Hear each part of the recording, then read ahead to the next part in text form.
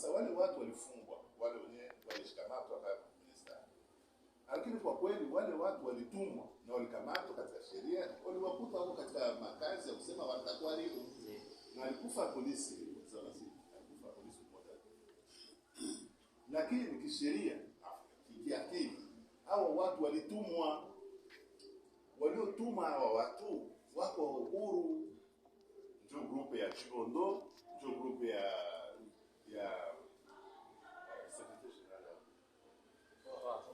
Juma Twaha, ndio grupu ya Alfa Mulunga, ndio grupu ya Ngoma Kosi, ndio grupu ya Ngongo, Sheikh Ngongo zaidi.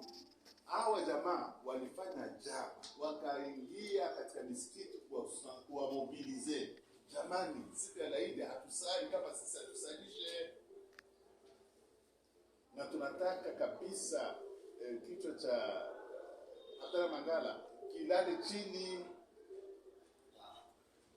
kwa sababu Nabunda aliyekuwa premier vice president wa Assemblée Nationale alisema yule bwana, mimi nakujua, mkasimama hivi atawashinda. Mumuue tu, tumweke chini ya udongo, ndio sasa mbona mtapita.